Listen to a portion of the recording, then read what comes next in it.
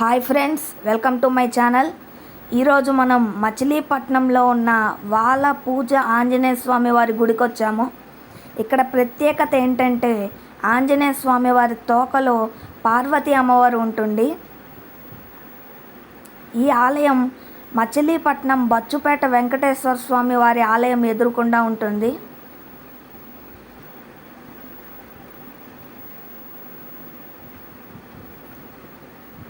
అసలు ఆంజనేయ స్వామి వారి తోకలో పార్వతీ అమ్మవారు ఎందుకు ఉంది అని తెలుసుకోవాలనుకుంటే ఈ వీడియోని స్కిప్ చేయకుండా చివరి వరకు చూడండి.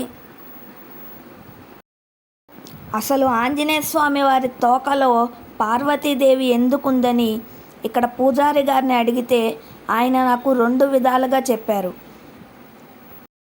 వాటి గురించి తెలుసుకోవాలనుకుంటే ముందు మా ఛానల్ని సబ్స్క్రైబ్ చేసేయండి, వీడియోనైతే లైక్ చేయండి, షేర్ చేయండి అండ్ కామెంట్ చేయండి. మొదటిది, ఆంజనేయ స్వామి సీతాదేవిని వెతుక్కుంటూ లంకకు సముద్రాన్ని దాటి వెళ్ళినప్పుడు సీతాదేవిని కలిసిన ఆంజనేయ స్వామి తను రామదూతనని చెప్పగా సీతాదేవి ఆంజనేయ స్వామికి తన చూడామణిని ఇచ్చి శ్రీరామునికి చూపించమని చెబుతుంది. ఆంజనేయ స్వామి తిరిగి బయలుదేరుతున్న సమయంలో రావణాసురుడు ఆంజనేయ స్వామి యొక్క తోకకు నిప్పు అంటించడం మనకు అందరికీ తెలిసిన విషయమే. ఆంజనేయ స్వామి యొక్క తోకకు ఎటువంటి గాయం కాకూడదని సీతాదేవి శివుని భార్య అయిన పార్వతీదేవిని ప్రార్థిస్తుంది. అప్పుడు పార్వతీదేవి ఆంజనేయ స్వామి యొక్క తోకలోకి వెళ్తుంది. హనుమంతుని తోకకు ఎటువంటి అపాయం కలగకుండా పార్వతీదేవి కాపాడుతుంది. ఇది పూజారి గారు నాకు చెప్పిన మొదటి కథ. రెండవ కథ గురించి తెలుసుకునే ముందు ఈ గుడిని ఒకసారి చూద్దాం. ఈ ఆలయం వెనుక ఇది వరకు ఒక పాఠశాల ఉండేదని పూజారి గారు చెప్పారు. ఈ పాఠశాలను 1910లో కట్టారని చెప్పారు. ఇది వరకు చాలామంది విద్యార్థులు ఇక్కడే చదువుకున్నారని తెలియజేశారు. ప్రస్తుతం ఈ పాఠశాల పాడుబడిపోవడంతో దీన్ని మూసివేశారు. 1970లో దీన్ని మూసివేశారు. ఆలయం చుట్టూరా రామాయణాన్ని తెలియజేస్తూ మరియు హనుమంతుని యొక్క చరిత్రను తెలియజేస్తూ అందమైన విగ్రహాలు ఉన్నాయి. ఇప్పుడు మనం ఆలయం లోపలికి వెళ్తున్నాము. ఆలయం లోపలకు వెళ్ళగానే మనకు బాల హనుమంతుని విగ్రహం దర్శనమిస్తుంది. ఆంజనేయ స్వామి వారి తోక మీద పార్వతీదేవి ఉన్నట్టు చిత్రపటం కూడా ఇక్కడ ఉంది. ఈ ఆలయంలో మరో ప్రత్యేకత ఏమిటంటే ఇక్కడ హనుమంతుని తోకకు 21 రోజులు 21 బొట్లు పెట్టి పూజ చేసి ఇంకో 21 రోజులు హనుమంతునికి ప్రదక్షిణాలు చేస్తే భక్తులు కోరుకున్న కోరికలు ఖచ్చితంగా తీరతాయని పూజారి గారు చెప్పారు. ఇక్కడ అర్ధనారీశ్వర విగ్రహమే కాకుండా శివునితో కలిసిన ఆంజనేయ స్వామి వారి విగ్రహం కూడా ఉంది. ప్రతిరోజు శివునికి అభిషేకం కూడా చేస్తారు. ఇది ఆంజనేయ స్వామి యొక్క వాహనం ఒంటె. ఈ ఆలయంలో ఉన్న మరో ప్రత్యేకత ఏమిటంటే ఇక్కడ ఎవరైనా సరే గర్భగుడి లోపలకు వెళ్ళి స్వామివారిని దర్శించుకోవచ్చు. అలాగే తోక వెనకాల ఉన్న పార్వతీదేవి నుడుతున్న బొట్టు కూడా పెట్టచ్చు. ఇలా ఆంజనేయ స్వామి వారి తోకలో పార్వతీదేవి ఉన్నటువంటి ఆలయాలు కేవలం ప్రపంచం మొత్తం మీద 2 ఉన్నాయి. మొదటిది వారణాసిలో ఉంది.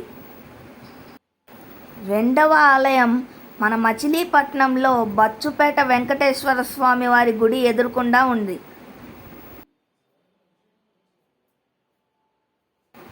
ఈ విధంగా ఆంజనేయ స్వామి వారి తోకలో పార్వతీదేవి ఉంటుంది.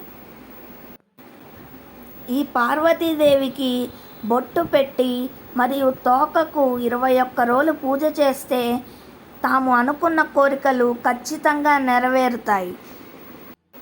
ఇప్పుడు రెండవ కథ గురించి తెలుసుకోవడానికి మనం పూజారి గారిని అడుగుదాం.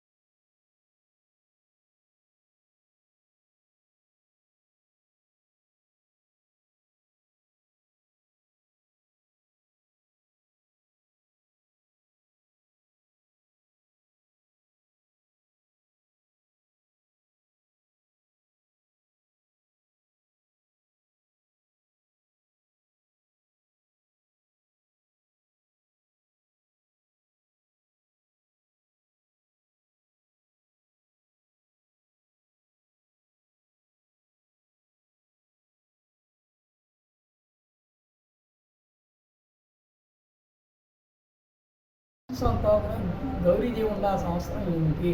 అది మరి సువత్సరావు ఉండొచ్చు, లేదా నేనట్టుగానే సీతాదేవి ఉండొచ్చు.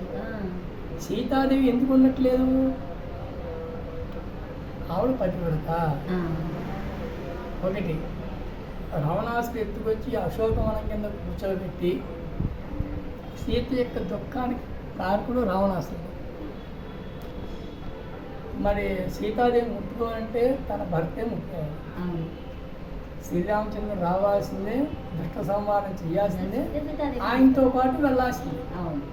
అందుకని నేను రామదూతని మేము ఇంత సప్త సముద్ర దాటగలను, నా భుజం వచ్చి కూర్చోమని చెప్పి అడిగినా కానీ కూడా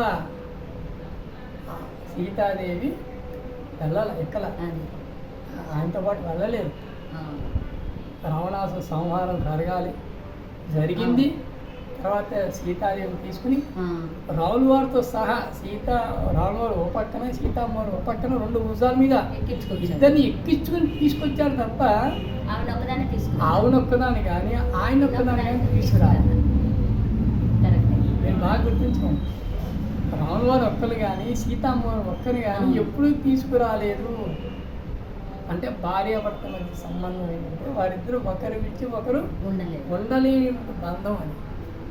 అందుకని వారిద్దరు చెరో భుజం మీద ఎక్కించుకుని రావణాసుర సంహారం అయిన తర్వాత అయోధ్యకి తీసుకొచ్చారు.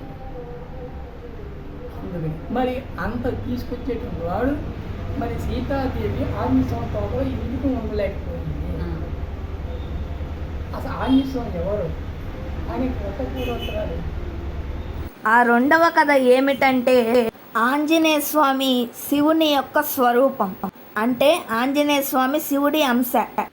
ఆంజనేయ స్వామి యొక్క తోకలో శివుని యొక్క శక్తి ఉంటుంది.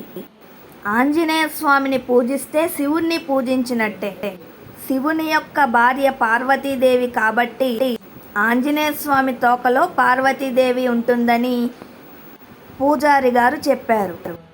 మాతో పాటు మీ అందరికీ కూడా ఆ ఆంజనేయ స్వామి వారి ఆశీస్సులు కలగాలని కోరుకుంటూ మా ఛానల్ని సబ్స్క్రైబ్ చేయండి.